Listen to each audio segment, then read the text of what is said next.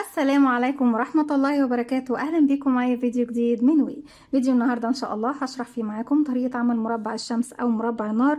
اللهم يا رب أجرنا من عذاب جهنم وعذاب النار، وحرم أجسادنا وأجساد أمهاتنا وأبائنا وكل المسلمين على النار يا رب. لعمل مفرش سرير أو بطانية بيبي أو شال مستطيل باستخدام ألوان الشمس أو النار. أتمنى أن فيديو النهاردة يكون سهل وبسيط عليكم وكمان ينول أعجابكم. فضلا ليس أمرا، ما تنسوش إذا عجبكم الفيديو تدعموني بلايك وشير وسبسكرايب. مربعنا النهاردة زي ما احنا شايفين بيكون 3D بارز. هو سهل ان شاء الله وبسيط جدا، وان شاء الله يكون سهل وبسيط عليكم. بستخدم فيه الالوان الخاصة بالوان الشمس او الوان النار، يعني بنستخدم اللون الاورنج، الاصفر، اللون النحاسي، اللون البني. كل الالوان اللي انت تشوفيها جاية من شكل الشمس او النار، اعوذ بالله من النار يعني ربنا يجيرنا منها، بنستخدمها في مفرشنا او مربعنا النهارده. هستخدم معاكم خيط صوف متوسط السمك زي ما احنا شايفينه بالشكل دوت، مع ابره رقم 3.5 ملم. بسم الله الرحمن الرحيم. في البدايه هنبتدي نكون دائره سحريه على 2 من الاصابع. بسيب مسافه من الخيط وابتدي الف الخيط حلقه على ايدي بالشكل ده، والف للخلف وارجع تاني للامام. هجيب الخيط عكس بعضه بشكل حرف الاكس وارجع تاني للخلف والف ايدي الناحيه التانيه. تكون عندي هنا حلقتين، بنزل تحت الحلقة الأولى وأسحب الحلقة التانية من تحتها وألف إيدي واحدة واحدة وأخرج الخيط من على إيديا واحدة واحدة، وأتأكد إن طرفين الخيط داخل الدائرة السحرية. طرف خيط البداية بحافظ عليه يقفل الدائرة السحرية، أما طرف الخيط المتصل بالشلة ببتدي أرفعه على إيدي عشان أشتغل. ما ينفعش أشتغل داخل الدائرة قبل ما أقفلها. طيب نقفلها إزاي؟ بيكون عندي على الإبرة حلقة، بلف الخيط وأخرج منها بسم الله كده واحد، وهرتفع كمان بعدها سلسلة. يبقى كده عندي سلسلتين ارتفاع فقط لا غير، ومش هحسبهم من العدد. داخل الدائرة السحرية هحب اشتغل، لو انت شايفاها واسعة شدي خيط البداية ضيقي السنتر زي ما انت عاوزة. بنشتغل داخل الدائرة السحرية 9 غرزة عمود بلفة. ازاي بشتغل العمود بلفة؟ بيكون عندي على الإبرة حلقة، بلف لفة واحدة لأنه عمود بلفة واحدة جاي من اسمه، أصبح معايا حلقتين. بدخل داخل الدائرة السحرية، أسحب الخيط وأخرج، معايا على الإبرة 3 حلقات، بلف الخيط وأخرج من 2، هتبقوا 2 هلف الخيط وأخرج منهم. يبقى كده 1 2 3 4 5 6 7 8 9. بعد ما خلصت السطر الاول خيط البدايه بشده، بقفل مركز او سنتر الدائره زي ما احنا شايفين منتصف الدائره. طيب هنقفل بمنزلقه؟ لا، مش هقفل بمنزلقه ولا اي حاجه خالص. السلسلتين انا ماليش علاقه بيهم، دي مجرد سلاسل ارتفاع. طيب السطر اللي جاي هبتدي اشتغل على كل الغرز الموجوده عندي. هجيب بس خيط البدايه بالشكل ده هنا قدام، علشان انا عايزه الشكل بتاعي يكون هو الوش الظهر اللي هي في الخلف ده. هبتدي اشتغل على كل غرزة عمود بلفة، هشتغل 2 عمود بلفة انجليزي يعني تزايد، بس هشتغله عمود بلفة امامي فرونت بوست دبل كروشيه. هلف الخيط، هاجي من الامام السلسلتين ماليش علاقة بيهم، ده اول عمود هشتغله بيكون قبله فراغ وبعده فراغ، بدخل في الفراغ اللي قبله اهو يا بنات، ارفع العمود على الابرة واخرج من الفراغ اللي بعده. هسحب الخيط وهخرج بالشكل ده، معايا على الابره 3 حلقات، هلف الخيط واخرج من 2، يبقوا 2 هلف الخيط واخرج منه. تاني في نفس الفراغ هو هلف الخيط، وتاني هدخل بنفس الطريقه اشغل كمان عمود بلفه امامي. وكلمه امامي ان انا بشتغل من امام الشغل، لو هقول خلفي هشتغل من خلف الشغل. هروح للعمود اللي بعده، قبله فراغ وبعده فراغ، بلف الخيط على الابره وبدخل الفراغ اللي قبل العمود، ارفع العمود على الابره، اخرج من الفراغ اللي بعده واشغل عمود بلفه انكريز، وكمان عمود يعني تزايد في نفس الفراغ هو. وبكرر فوق كل عمود بلفة بشتغل 2 عمود بلفة امامي انكريز يعني تزايد، يعني فوق كل فراغ بشتغل مرتين بس بشكل امامي زي ما احنا شايفين. يعني ايه بشكل امامي يا رندا؟ يعني انا ما بدخلش تحت حرف الفي، لا انا بنزل من تحت العمود وارفعه على الابره واشتغل من تحته. بكرر بقى بنفس الطريقه لغايه ما بوصل للنهايه. انا عايزه اشوف بس كان اول عمود عندي فين، اهو هو ده. ابتدي بس اجيب الماركر وابتدي ايه اضيفه لاول غرزة اشتغلناها. كده اشتغلت 1 2 3. بكمل بقى على بقية ال9 لغاية ما بوصل للنهاية، كل عمود فوقيه 2 عمود بلفة امين. ده رقم 9 اخر عمود عندي.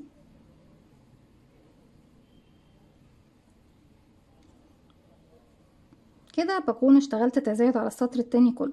طيب السطر التالت ببتدي بردك لسه مستمرين بنعمل تزايد. التزايد هيكون ايه؟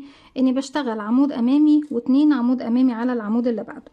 يعني اول فراغ عندي بشتغل فوقيه عمود امامي واحد فرونت بوست دبل كروشيه، والفراغ رقم اتنين العمود رقم اتنين بشتغل تو فرونت بوست دبل كروشيه، يعني اتنين عمود بلفة امامي زي ما احنا شايفين. وشغلي كله في الوحدة كلها وفي المفرش كله بيكون بشكل ايه؟ امامي زي ما احنا شايفين. ارجع تاني اكرر العمود الاول من الاتنين اللي تحت بشغل واحد منهم فوقيه واحد بس امامي، والتاني انكريز يعني فوقيه تزايد بشغل فوقيه مرتين امامي، واحد كمان مرة في نفس الفراغ اتنين، لغاية ما بوصل لنهاية السطر بنفس الطريقة، عمود عمودين عمود عمودين وهكذا. زي ما احنا شايفين السطر اللي جاي ببتدي اشتغل بردك تزايد، بس هنا هيكون عندي عمود عمود عمود عمود عمودين عمود عمود عمودين، يعني اول عمود منهم بشتغل فوقيه عمود واحد بس 1 فرونت بوست دبل كروشيه. متنسيش ترجعي الماركر بتاعك علشان خاطر ايه؟ تعرفي العدد وبداية سطرك فين ونهاية سطرك فين. الفراغ رقم اتنين عمود بلفة واحد امامي، رقم تلاتة انكريز تزايد يعني بشتغل فوقيها مرتين، واحد وفي نفس الفراغ تاني اتنين، وبكرر دوت على مدى الدوران بتاعي. عمود، الغرزة اللي بعدها عمود امامي، الغرزة اللي بعدها انكريز يعني بشغل فيها مرتين، واحد اتنين في نفس الفراغ لغاية ما بوصل الى نهاية الدايرة بتاعتي، وارجع لكم تاني نكمل مربعنا مع بعض. في نهاية السطر زي ما احنا شايفين طبعا الوش بتاع الشغل بيكون هو الشكل البارز اللي احنا شايفينه دوت، وده نتيجة ان احنا اشتغلنا عمود امامي، فكان حرف الفي كامل اللي هو الضلعين بيكونوا بارزين عندي في وش الشغل كده. طيب المرحلة اللي جاية بقى بنبتدي، احنا لغاية دلوقتي شغالين بشكل دائري مستمرين، عاوزين نبتدي بقى نقفل شكل المربع. هبتدي بردك بشتغل شغل كله يا بنات عمود ايه امامي، هلف الخيط واول فراغ عندي ببتدي اشتغل فيه عمود امامي، واحد اتنين تلاتة سلسلة، وكمان مرة في نفس الفراغ عمود امامي فرونت بوست دبل كروشيه. انا كده كونت زاوية، هبتدي اعد من اخر عمود اشتغلته اللي هو رقم اتنين واحد بالشكل دوت، يبقى عندي كده واحد اتنين. هبتدي بقى اعد من بعده عمود امامي، واحد اتنين تلاتة، فوق كل عمود عمود واحد بس، اربعة خمسة ستة سبعة تمانية. خلصت العمود الاول اشتغلت عليه الزاوية عمود 3 سلاسل عمود، وبعد كده اشتغلت 8 فوق 8. اللي جاي رقم 9 ابتدي اشتغل عليه عمود واحد اتنين تلاتة، كمان في نفس الفراغ عمود امامي تاني، وارجع تاني اكرر. انا عندي هنا اهو واحد بنشتغل كله امامي، اتنين تلاتة اربعة عفوا خمسة ستة سبعة تمانية. رقم 9 بكون فيه الزاوية رقم 3. انا كده كونت واحد اتنين، كده واحد عمود واحد اتنين تلاتة، وتاني في نفس الفراغ عمود امامي كمان. نرجع تاني بكرر واحد اتنين تلاتة اربعة خمسة ستة سبعة تمانية، وفي رقم 9 بنبتدي نكون الزاوية الأخيرة عمود 3 سلاسل عمود، واحد اتنين تلاتة عمود أمامي تاني. دلوقتي يا بنات هيتبقى لي بس ايه، ان احنا نبتدي نقفل بقى ايه اخر مجموعة عندي في المربع، وبعد كده هنشوف طريقة تشبيك المربع ازاي. احنا كده اشتغلنا خلاص الزاوية الأخيرة. ببتدي أعد 1 2 3 4 5 6 عندي هنا ده 7. بصوا بقى عندي هنا 2 عمود، دول كانوا بداية الزاوية اللي احنا اشتغلناها لو تفتكروا. هشتغل واحد منهم نصف عمود، معايا الإبرة حلقة بلف الخيط لفة واحدة، باجي بقى هنا أدخل أسحب الخيط وأخرج 3 حلقات على الإبرة، بلف خيط وأخرج منهم هما ال3. والغرزة الأخيرة بنزل من تحت كده، مش بلف الخيط بقى ولا حاجة، بشغل غرزة حشو أمامية، معايا حلقة بنزل من تحت العمود أسحب الخيط وأخرج حلقتين، ألف الخيط وأخرج منهم. هنا اتبقى لي السلاسل، هدخل أسحب الخيط وأخرج منهم بغرزة منزلق. كده بكون خلاص قفلت المربع بتاعي كله زي ما احنا شايفين.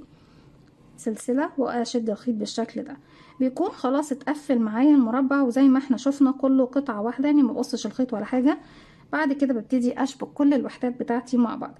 طيب لما باجي اشبك الوحدات بتاعتي مع بعضها بنشبكها ازاي يا بنات؟ بنشبك بطريقة غرزة المنزلقة او بطريقة الخيط والابرة، يعني زي ما انتي حابة تفضلي اسهل حاجة فيهم بس هي نفس الطريقة. بجيب وش الشغل على وش الشغل وبشتغل على ظهر الشغل. انا هنا عند الزاوية بسحب الزاوية التانية كمان معايا بالشكل ده، او بنزل من تحتهم على طول بعمل غرزة حشو. هنا لما بيكون عندي التشبيك بيكون عندي زي ما احنا شايفين حلقة امامية وحلقة خلفية، فرونت لوب وباك لوب، الحلقة امامية وحلقة خلفية.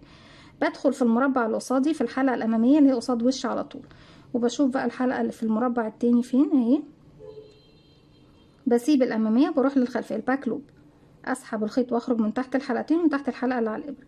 تاني بكرر، انا هنا شبكت في الوحدة دي زي ما احنا شايفين. الوحدة اللي بعدها او السطر عفوا الغرزة اللي بعدها بدخل في الامامي والخلفي اللي هي بعيدة عن وشي الناحية التانية، اسحب الخيط واخرج من تحت الاتنين ومن تحت الحلقة اللي على الابرة.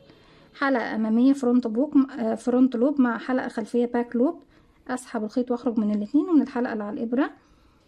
حلقة امامية فرونت لوب وحلقة خلفية باك لوب، اسحب الخيط واخرج من الحلقتين من الحلقة اللي على الابرة لغاية ما بخلص السطر بتاعي او الخط بتاعي كله. بحط كل المربعات مرة واحدة بالخط بالطول واشبكها، ومرة واحدة بعد كده بردك ببتدي اشبك بالعرض. طيب هتقولولي احنا لما بنيجي نشبك المكان اللي هو بيكون عند الزوايا اللي هو مشترك ما بين كل الوحدات بتعملي فيه هقول لكم. بندخل كده في الزوايا بناخد بردك حلقتين هما من السلاسل، وبرتفع سلسلة او سلسلتين وبروح اشوف بقى المربع التاني وابتدي اشبك فيه. بعد التشبيك يا بنات طبعا اهو زي ما احنا شايفين بيكون ده وش الشغل، مربعاتك كلها بتكون مشبوكة بالطريقة دي، طريقة نظيفة وجميلة. ولو بالخيط والإبرة بردك على ظهر الشغل هو كل اللي بيكون باين عني دي الخط اللي انا كنت سايباه هنا، الحلقة الأمامية مع الحلقة الخلفية التانية بالشكل ده. دي كانت فكرة الفيديو بتاعنا النهاردة. وحدتنا النهاردة بتشبه كتير وحدة الوردة، لكن وحدة الوردة بتكون بطريقة شغل مختلفة خالص، اللي هي كانت وردة سداسية. اللي يحب يراجع عليها اتمنى طبعا ان هي تنول اعجابه. لكن زي ما احنا شايفين انا حابه دايما البنات تعرف تفرق ما بين الاشكال، لان في بنات كتير جدا شرحوا الوحده دي قصادي وشرحوا الوحده التانية وكانوا فاكرين ان الوحده دي هي نفس طريقه الوحده دي، ودايما بيشوفوا الصوره على ان هي شيء واحد. لا يا بنات، خدوا بالكم من الصوره كويس، هتبصوا تلاقوا كل وحده ليها طريقه عمل مختلفه وليها شكل مختلف في صورتها. دي كانت فكره الفيديو بتاعنا النهارده. اتمنى ان وحدتنا النهارده او مفرشنا النهارده يكون سهل وبسيط عليكم وكمان ينول اعجابكم. ما تنسوش فضلا ليس امرا اذا عجبكم الفيديو تدعموني بلايك وشير وسبسكرايب، واستنوني في فيديو جديد من وما تنسوش كمان تفعلوا زرار الجرس ليصلكم مني كل جديد. السلام عليكم ورحمه الله وبركاته.